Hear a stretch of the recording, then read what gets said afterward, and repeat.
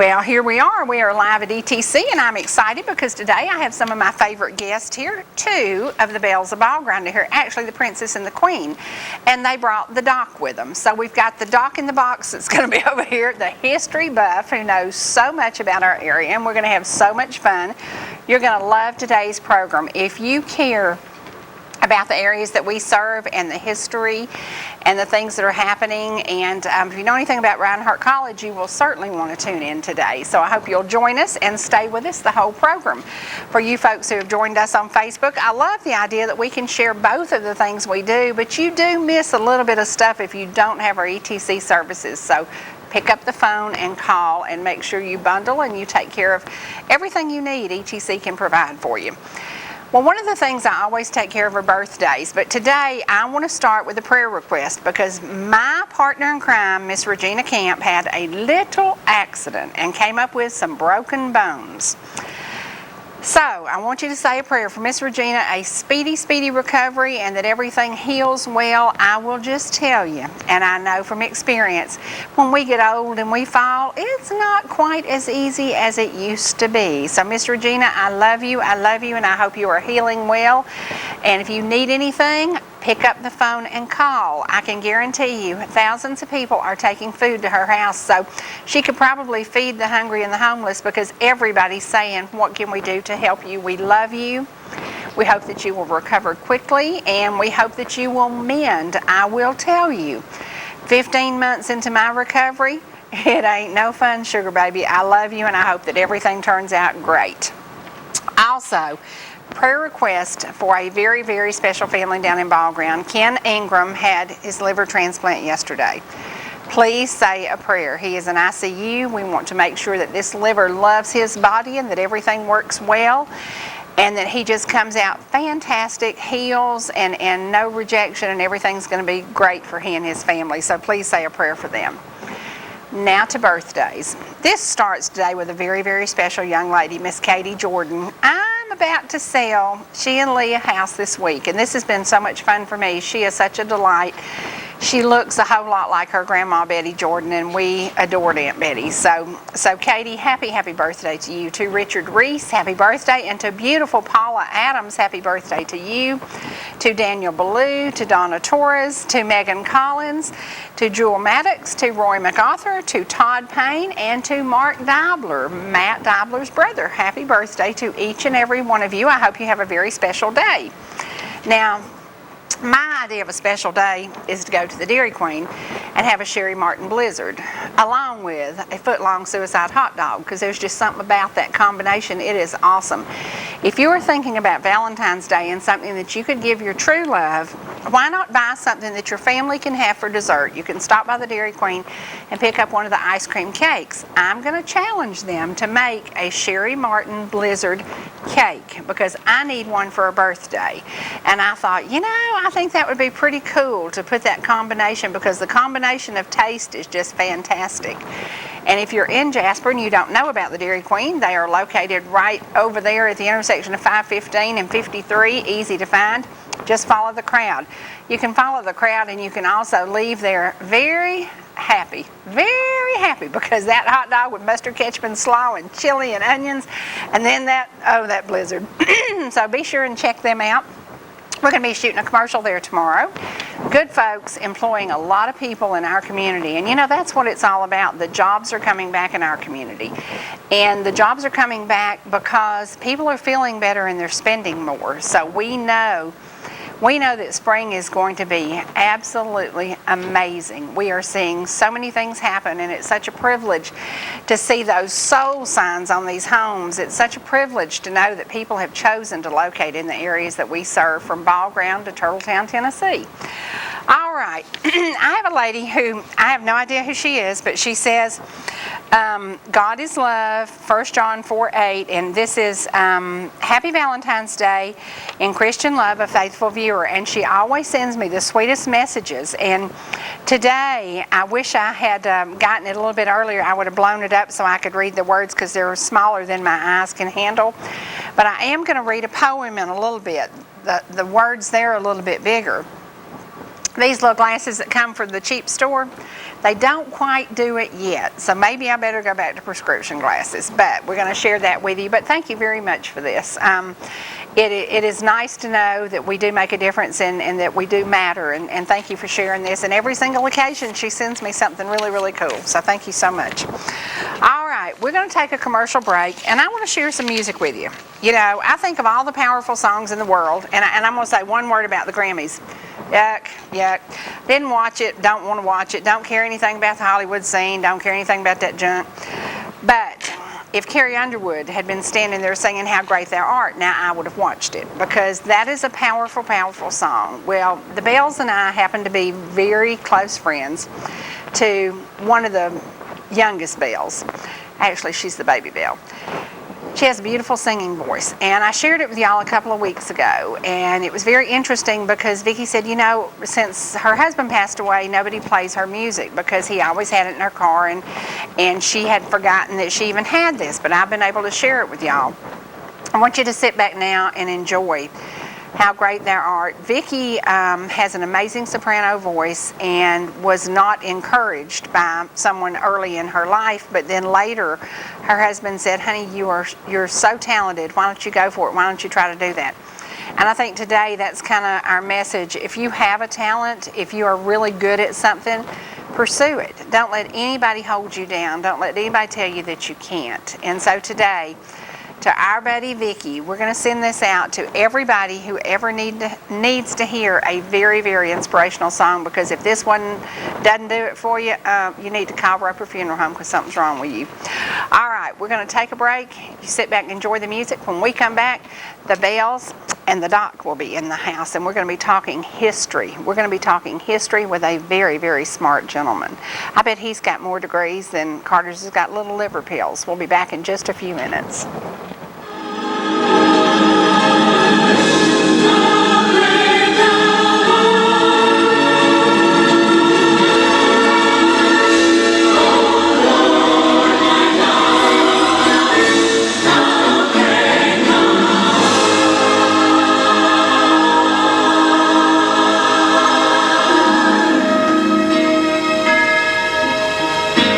Oh Lord, my God.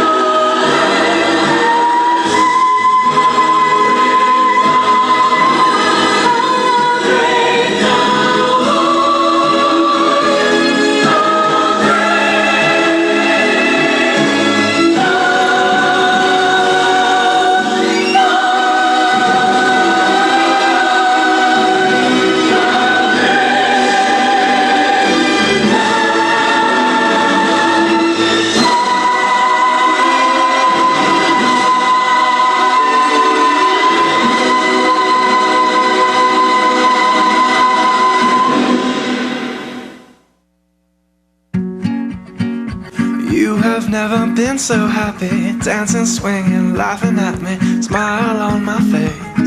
It's happiness for days. Flowers in the garden grow, sun will shine on us below. All our days, growing up and old together. Couldn't even dream a better, couldn't even dream a better way. You are everything I need. Happy ever after we'll be. Couldn't even dream a better. Once upon a life together. Couldn't even dream a better way. A better way. A better way.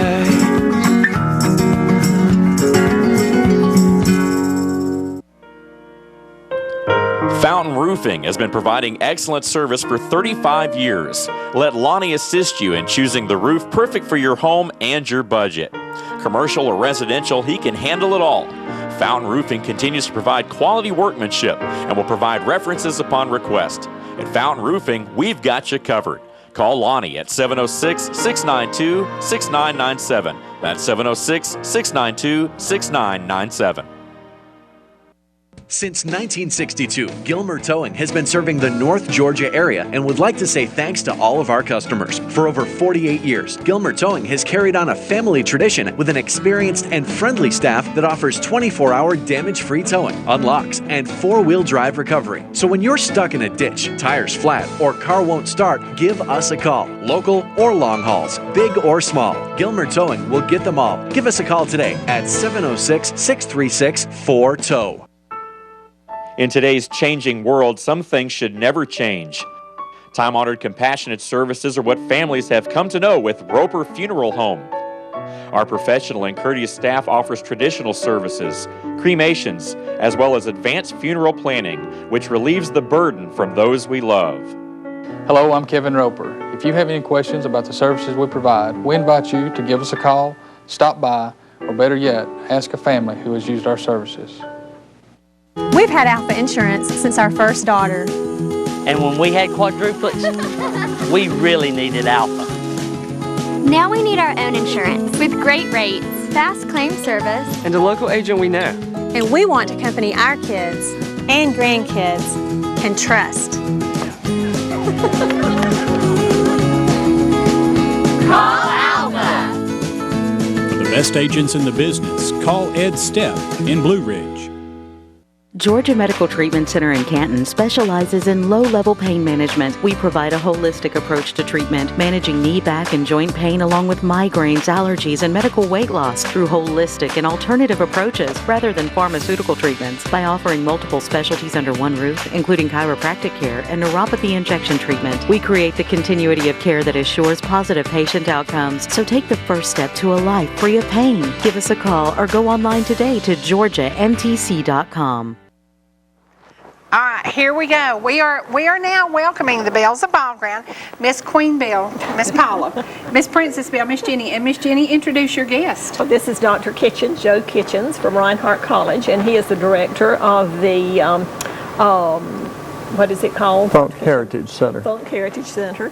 And he has some really good programs going on right now, and he will tell you about those. And tell people who haven't been to Reinhardt a little bit about the campus and where the center is located. Well, the center is on the back side of the campus off of Highway 108, Georgia 108. But the amazing thing is when you arrive there, it really looks like a museum. I mean, it's an enormous building. And this is not a very tiny local effort. There was a big effort by the university to build the museum. The chief donor at the time was Dr. James Funk, who was an orthopedist from Atlanta, and so we have the name, the Funk Heritage Center. I can't tell you how many times. I've always wondered where that name came from. I have people come in about once a week and say, I thought this was a music museum. Oh, that's funny. But we're devoted to the study of the southeastern Indian people, which dates back for 2,000 years and more. And so part of what we do is archaeology, and part of what we do is contemporary, more contemporary things. At the moment, we've just completed a major exhibit on an archaeological dig that was done in Canton about 20 years ago. Wow. And we raised $150,000 to preserve that material and to place some of it on display. And what did you find during this dig? Well, found occupation evidence from, as I say, about 2,000 years. We found a lot of woodland era material. We know there was the site is where the Walmart is today, at exit 20 off of 575. But one of the things we discovered was that there had been a palisade wall all the way around the city.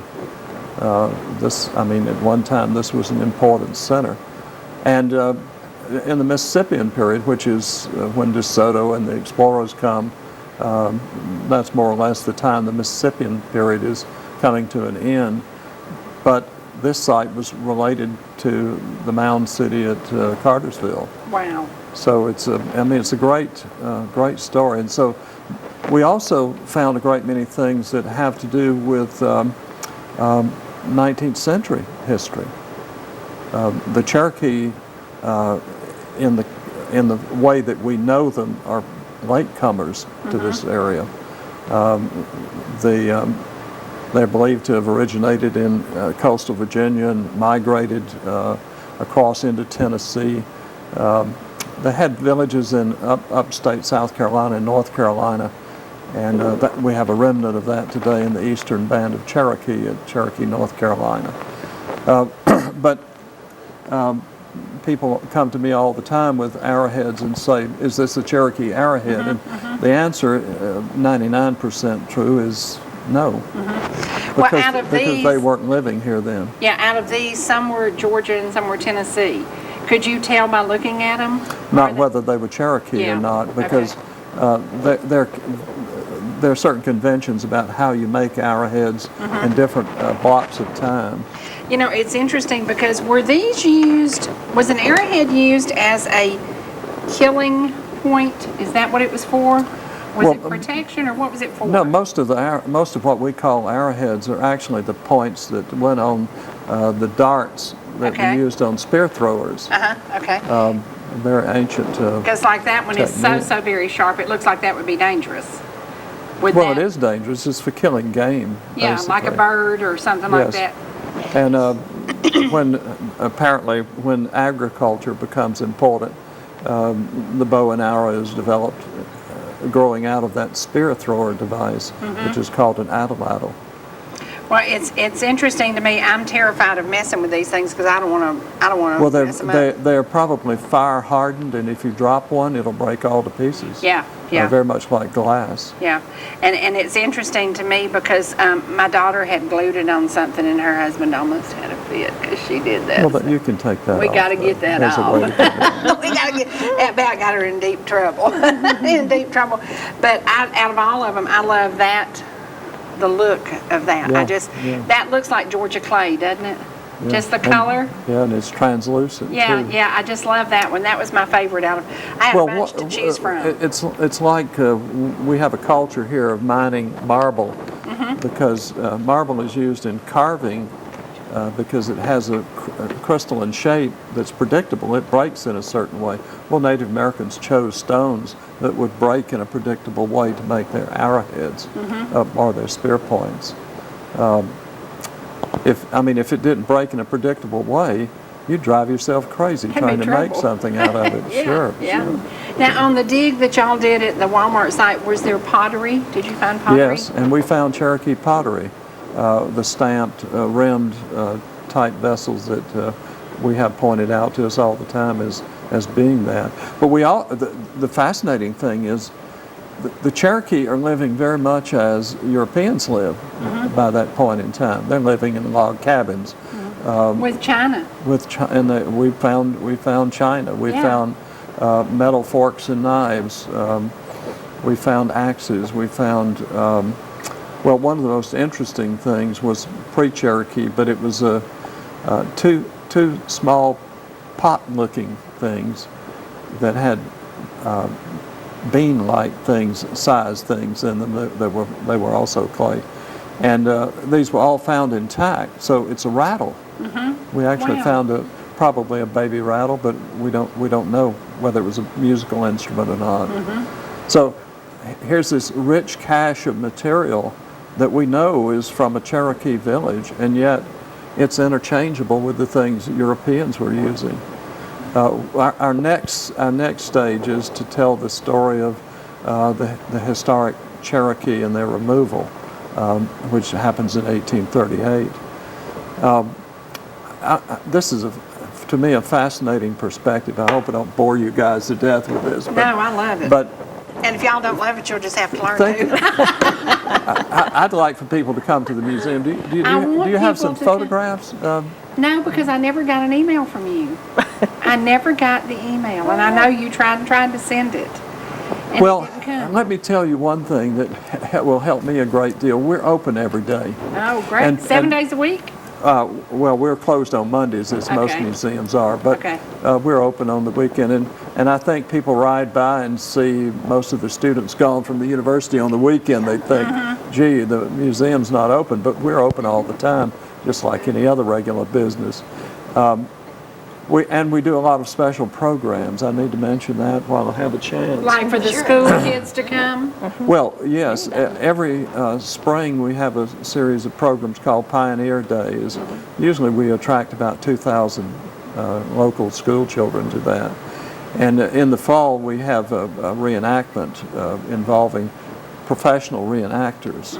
And we have Oglethorpe, and we have Jim Sawgrass, who is a Creek Indian. We have... what about Sully? Pardon? What about Sully, the guy who died? There's a marker in Bryson City, and I was so fascinated by him. I can't remember what his point was in the history of the Cherokee, but he was killed, I think, in front of his wife and children. Have you ever been to Under These Hills? Yeah. That's where I learned about that, and I just was so fascinated with that, because there are names that you never hear, and there are names that you hear often. Well, if I could digress from that just a moment, the amazing thing to me is that the Cherokee are embracing American government style. They're adopting a constitution. They have a police force. They're doing the things that we think of as progress, and yet at every step it only intensifies the hatred that the Georgians have for them, because they want that land. The Cherokee have shown that you can grow cotton in northwest Georgia. It's a high profit crop. And the Cherokee also are practicing African slavery. They have African slaves. Wow. In fact, there are about 1,600 African slaves living there. Some of them live on the Van Plantation, which is Diamond Hill.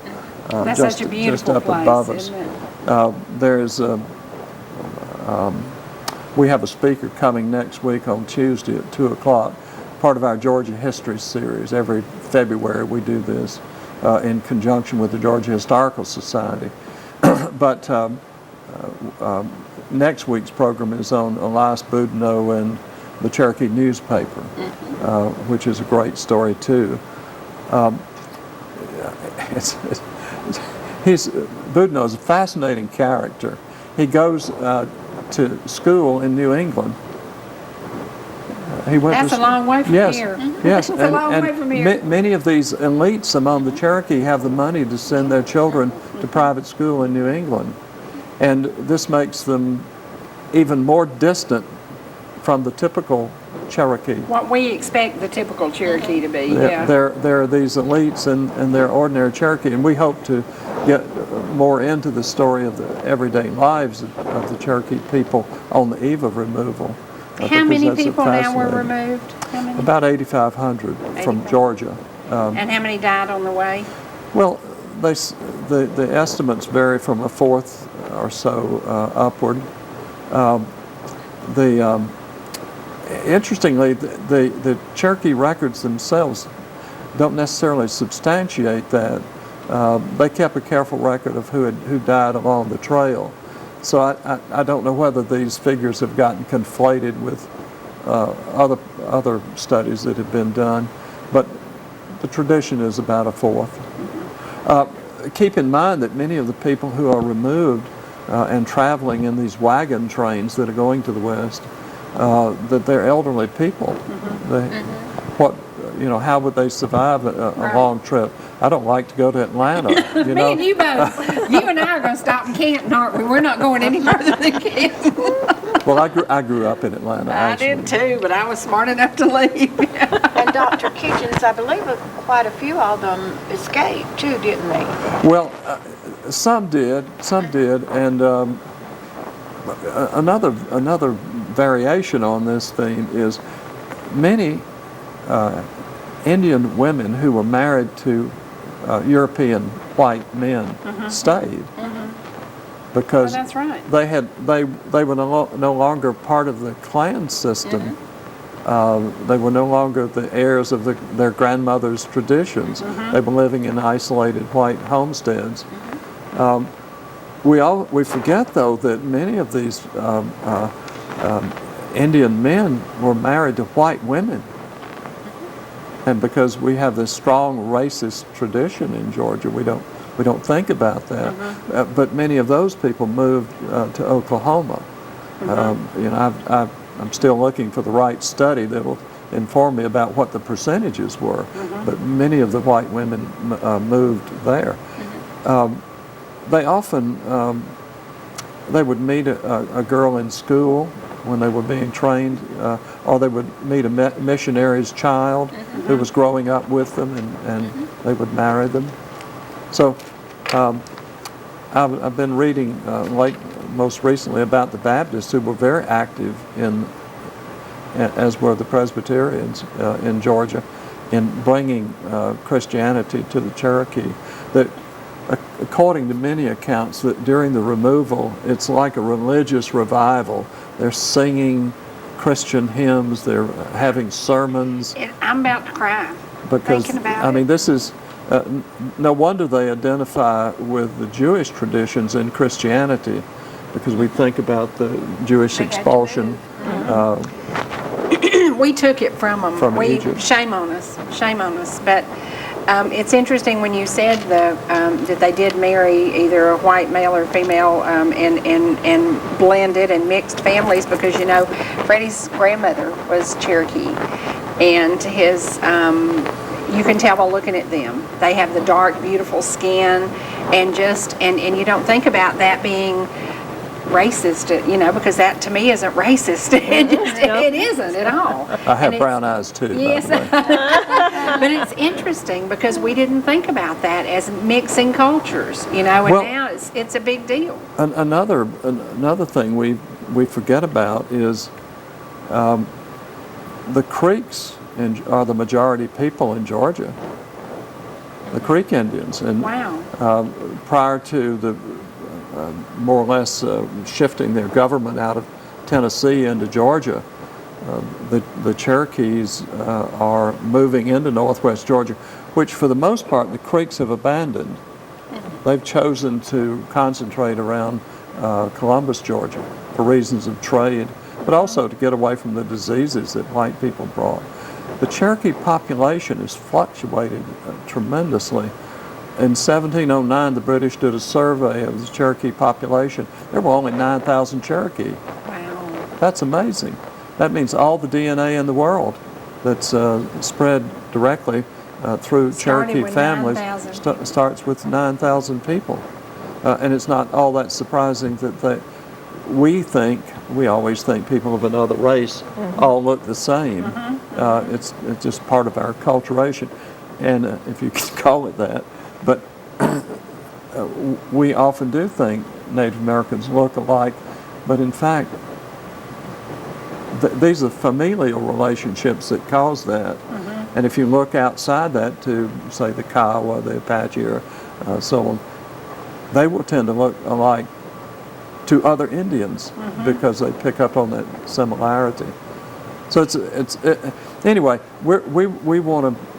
We're on the National Trail of Tears. We're an interpretive site. We want to incorporate that into our museum now, and we've already raised the money to do this, as I said. Well, my mother told us about the times when she could hear her mother and her grandmother speak about the Trail of Tears. And somehow, this is the reason I mentioned that, they did escape. They did came escape and back come up back. to North Carolina. And then I found out how they got their money to buy that land. You know, the government did not give them that amount of land up there to put a new reservation on. They had to buy it. And they had to buy it from a storekeeper up there. And they had gold.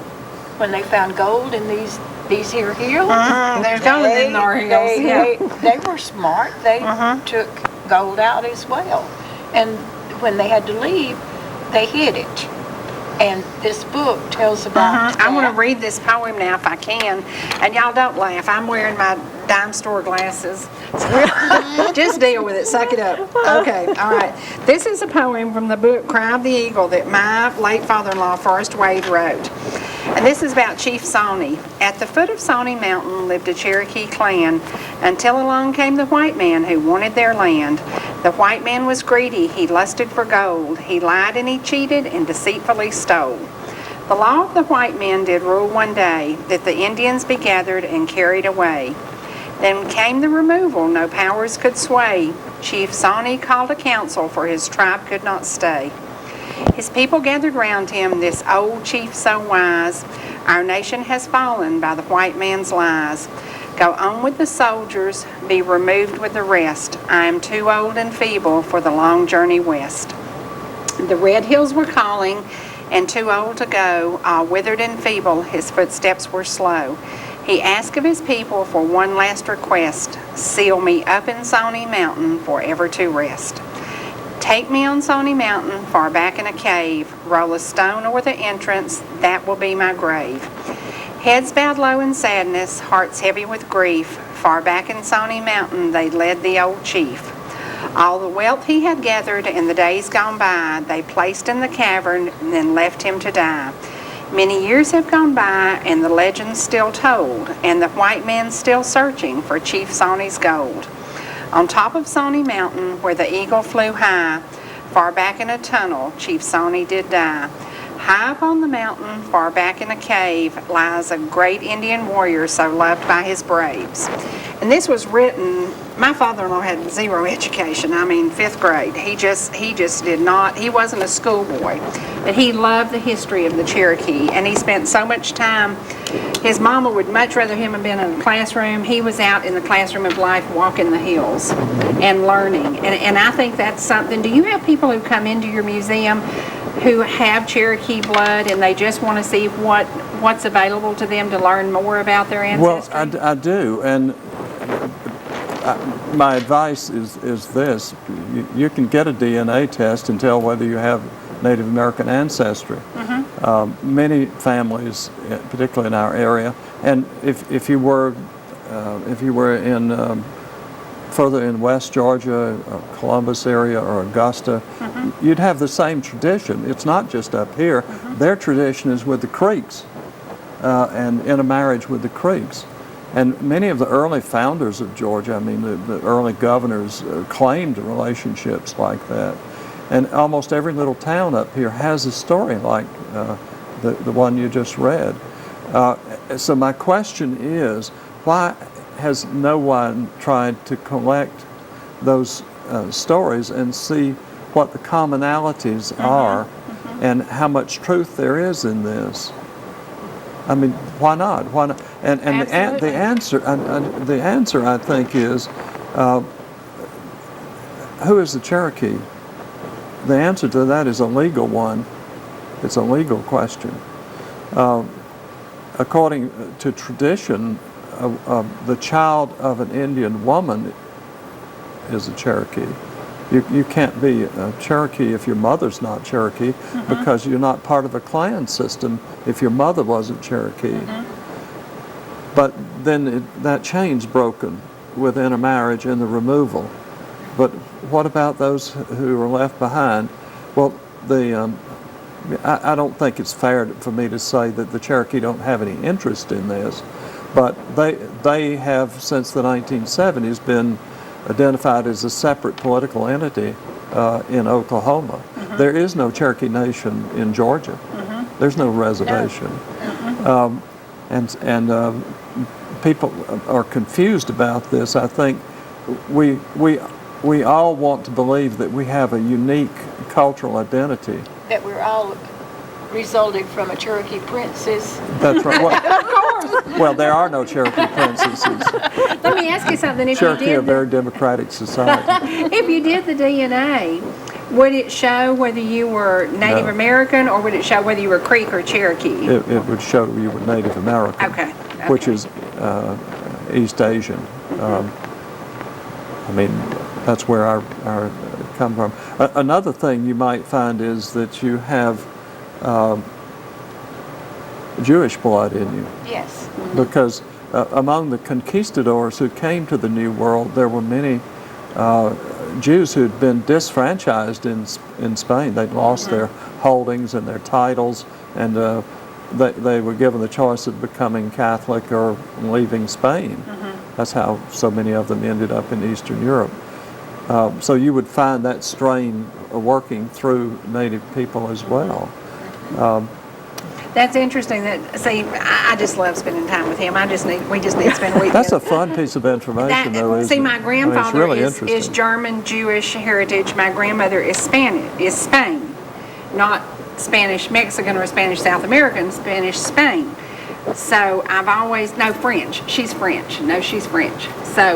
So I've always wondered, if you do the DNA, you've really got me going now. How do you really, does all this come out in your blood? Will you really know what you really are? It's not going to show you the ethnicity. It's going to show your ancient origins in the first instance, and that could be Native Americans. I'm told dentists can tell as well that. Really? Yes, something about the formation of your teeth. I don't know if that's true or not, but I hear it all the time. We have to come to the museum and spend a day. Well, let me tell you, got to. I have to mention that we're in Waleska, Georgia, Yes, at you Reinhardt are. University. Yes, you are. And they also have that tradition. We followed it down to the removal and into Oklahoma, and we found a Waleska family on the rolls in Oklahoma. We have them too, because ours went out to Oklahoma. Did you ever remember that movie that Tom Cruise and Nicole Kidman was in? Oh, yes. Far and Away? Far and Away. It is such, it's a good. They came from Ireland, and she was a big English family, and then he came here and ended up going to Oklahoma. They went to Oklahoma to get the Indian land grants and working on the railroad. It's a really good historical movie. Well, there's as much Creek history up here as there is Cherokee. Keep that in mind. So, if you're looking at lines of descent, you have that to be concerned about if you're searching specifically for your Cherokee descent. In some of the accounts of the removal process, there are Creeks receiving supplies from the distributors of federally funded materials, food, clothing, and blankets and things. So they are in the mix too at that time. And yet we just fall into the habit of thinking everything has to be one way, and it seldom is. Which brings me to another. I've done all the talking here. Well, that's good. We wanted you to. Yes, what we have I said the smart one's going to be here. What we have in common is I belong to the Ball Ground Historical Society. That's right. That's and right. I don't want to miss a chance to say, in all of these little towns is the true nature of our region, these small towns are determined to preserve something of their heritage. And new people moving in here, they want to know all about that because they've come without necessarily bringing that cultural background with them. So they're fascinated by this.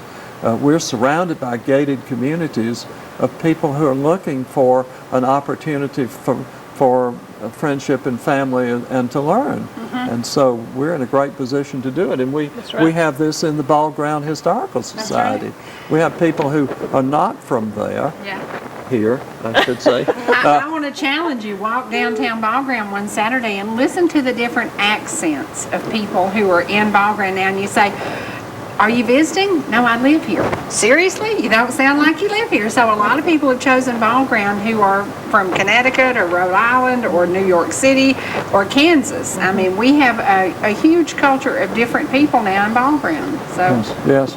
And they've also adopted, in some ways, our culture because this is the place. There's an infection that affects all Southerners, and it's that sense of place. We are from a place, so to speak. You know, the one thing about Southerners that I think stands alone is we do for others. Have you ever noticed that? There's something about the Southern women or the Southern culture. If we think you need something, we're going to do something for you. And I think is that just the Southern tradition, or do other people do that? I've never lived away from the South. They do in Kansas. They're very Well, much I've never like lived that. away from the South, so to me, it's a Southern thing to do for others. Well, that goes with community, though, I think, and wherever you are, you encounter that. But perhaps, I don't know, perhaps it's not as strong in the big city. I just don't know. It's not, because I've lived in big cities, and it's nothing like what we do here. People don't show up with tater salad at your door. They Is that don't. what you're saying? No. Because Jenny's bad to do that. She's bad to bring food. Well, so Well, are I have to tell you, brought the whole meal. my motto is, nothing worthwhile ever happens without friends. You may think you're the center of things, but in reality, none of us is able to accomplish very much on our own. We're into that culture today. I can be a star on television, but in reality, the working in a community is based on friendships, and I mean that in the best sense of the word. So I love working in the small town. I love living in a small town. I love being connected to people who treasure that. Now, before we came live on ETC, I asked you about did you just wake up one day and decide you wanted to learn about history? And you said, have you always wanted to do, and was the Cherokee or was the Indian history part of what you were searching for, or? No, in a word. I began, I went to graduate school. I was a sort of a math prodigy, and I knew I didn't want to teach math. I thought that'd be miserable. But I loved history, and I majored in history as well, and then I went on to earn a PhD at the University of Georgia in history. And it's interesting. My background is in foreign relations. Oh, that's funny. Diplomatic history, and I specialized in Russian. Well, the methodology that you use to research any academic problem is the same. Right. But I've managed a great southern plantation. Yes. You know, I've taught history in the universities. And we're asking him to write a book about that. That be great. sounds awesome. Yeah, that sounds like a book I think we could sell. You know what my wife says? She says, plantations are sexy. I love it.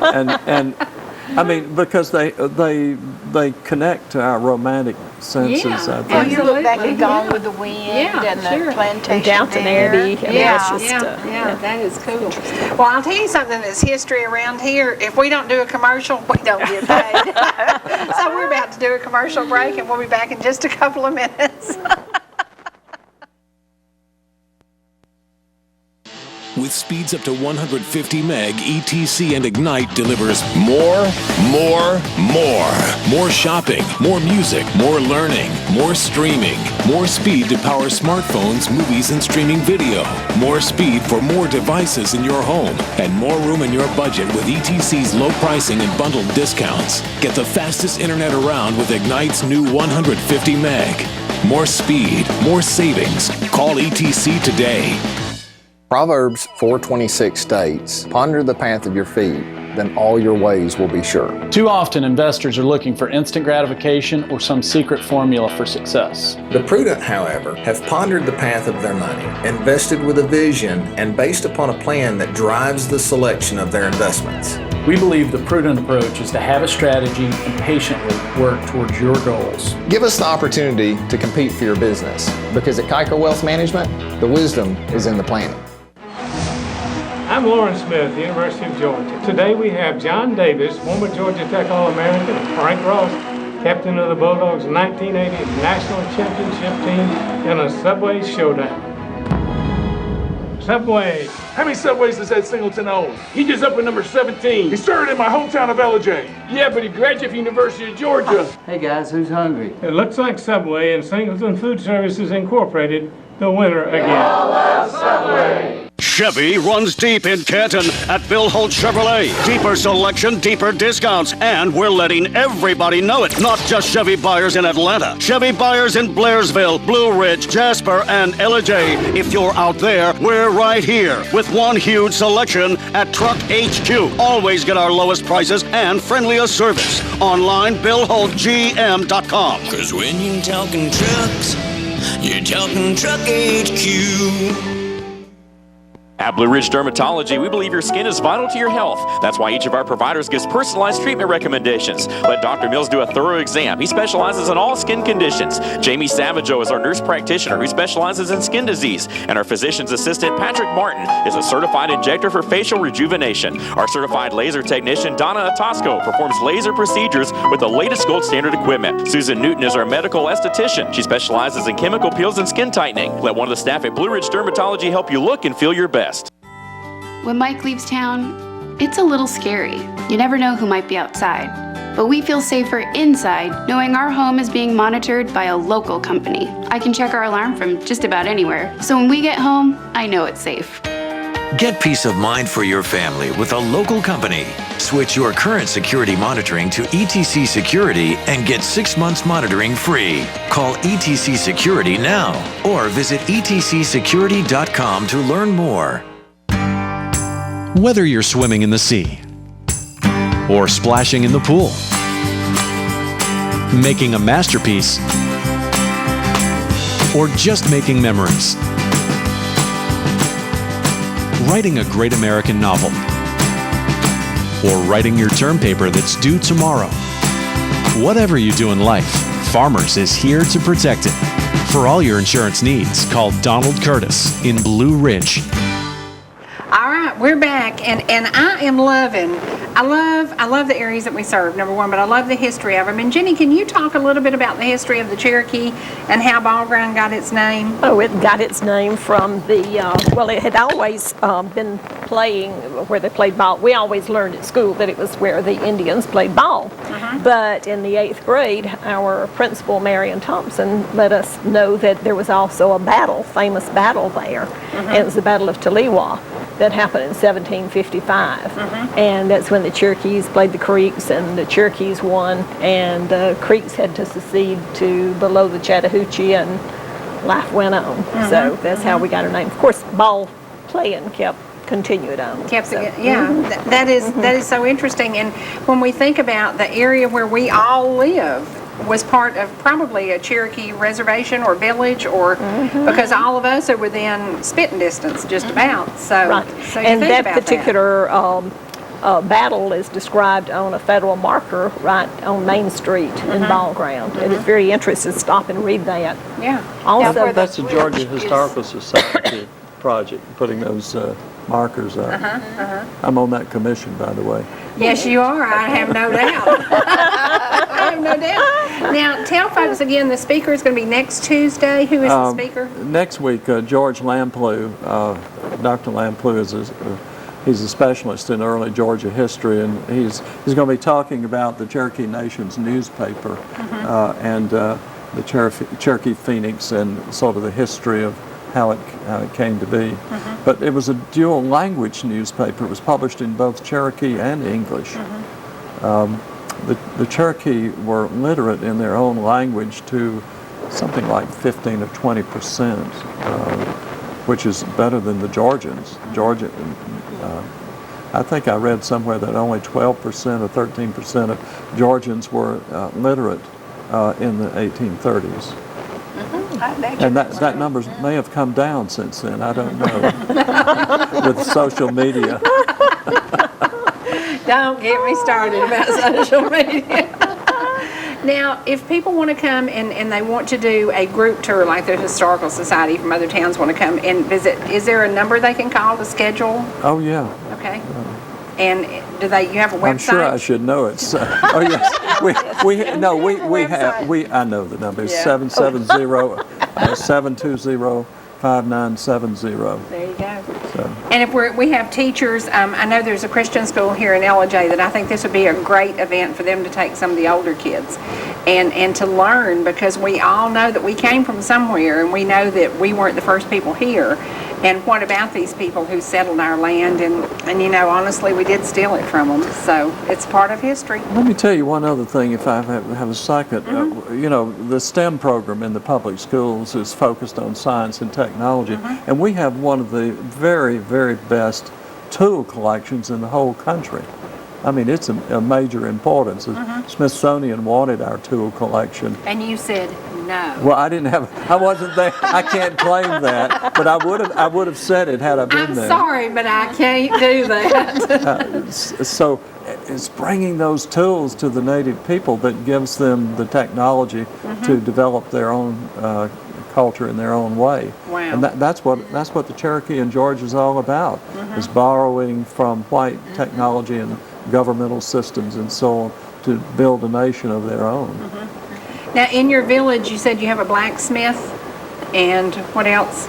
Well, we have different things at different times, and we Do you have little buildings?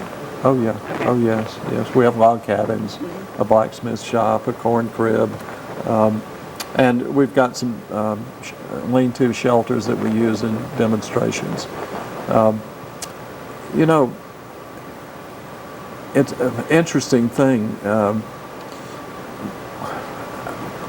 My mind works in mysterious ways. Oh, mine does too. No kidding. You're thinking, yes, it does. But I'm thinking, we don't think in terms of technology very often, and how that carries cultural change with it. We're living in an age, of course, where technological change is driving our social lives, our work, everything. And imagine that coming available to the Cherokee Indians. A newspaper, a printing press, really? Literacy, really? And so there's a huge transformation going on. And even their religion is challenged by the introduction of Christian missionaries. But not everybody buys that. There's a division within Cherokee culture, just as there's a division in our culture today about whether social media is necessarily all good. Now, again, next Tuesday, what time is he going to be speaking? 2 o'clock. That's the witching hour.